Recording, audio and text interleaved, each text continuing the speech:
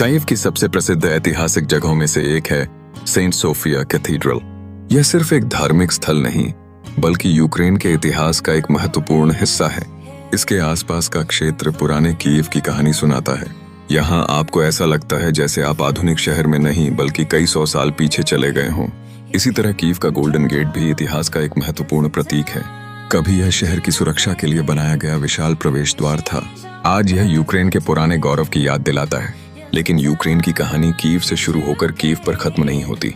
अगर आप पश्चिम की तरफ जाएं तो आपको लिविव मिलता है। लिविव को देखकर कई लोग कहते हैं कि यह शहर यूक्रेन के भीतर एक अलग यूरोपीय दुनिया जैसा महसूस होता है। इसकी पुरानी गलियां, खूबसूरत इमारतें, कैफे और यूरोपीय वास्तुकला इसे बेहद आकर्षक बनाती हैं। लिविव का ओल्ड टाउन विशेष रूप से प्रसिद्ध है। यहाँ की गलियों में घूमते हुए ऐसा महसूस होता है जैसे किसी पुराने यूरोपीय फिल्म के सेट में प्रवेश कर गए हों। छोटे कैफे, पत्थरों से बनी सड़कें, पुरानी इमारतें और चर्च, हर मोड़ पर एक कहानी छिपी है। लेकिन यूक्रेन को समझने के लिए सिर्फ उसकी इमारतों को देखना काफी नहीं है, आपको उसके लोगों को समझना होगा। यूक्रेनी संस्कृति में परिवार, परंपरा, संगीत, नृत्य और भोजन का बहुत महत्वपूर्ण स्थान है। यहाँ की पारंपरिक पोशाक विशिवांका दुनिया भर में पहचानी जाती है। यह कढ़ाई वाली शर्ट केवल कपड़ा नहीं है बल्कि यूक्रेनी सांस्कृतिक पहचान का प्रतीक बन चुकी है। अलग अलग क्षेत्रों में इसकी कढ़ाई के पैटर्न अलग होते हैं और कई डिजाइनों के पीछे अपनी अपनी सांस्कृतिक मान्यताएं और कहानियां हैं। अब अगर भोजन की बात करें तो यूक्रेन का नाम आते ही सबसे पहले जिस डिश का ख्याल आता है वह है बोर्श्ट। यह चुकंदर से बनने वाला प्रसिद्ध सूप है जिसका रंग देखकर ही आपका ध्यान उसकी तरफ चला जाएगा। लेकिन यूक्रेनी खाना सिर्फ बोर्श्ट तक सीमित नहीं है। वारेनिको यानी भरवा डम्पलिंग्स भी यहाँ बहुत लोकप्रिय हैं।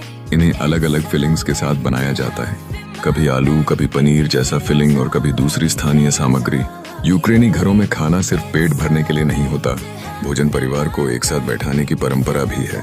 अब थोड़ी बात करते हैं यूक्रेन के इतिहास की, क्योंकि इस देश को समझने के लिए इतिहास जानना बेहद जरूरी है। कीव और आसपास का क्षेत्र मध्यकालीन कीवन रूस नामक राज्य का महत्वपूर्ण केंद्र था। इसी ऐतिहासिक विरासत को लेकर आज भी इतिहास में काफी चर्चा होती है। समय के साथ यह क्षेत्र अलग अलग शक्तियों के प्रभाव में आया। कभी पोलिश लिथुएनियन कॉमनवेल्थ का प्रभाव रहा, कभी रशियन एम्पायर का, फिर सोवियत यूनियन का दौर आया और आखिरकार 1991 में सोवियत यूनियन के टूटने के बाद यूक्रेन एक स्वतंत्र देश बना। 1990 का साल यूक्रेन के इतिहास में बहुत महत्वपूर्ण है।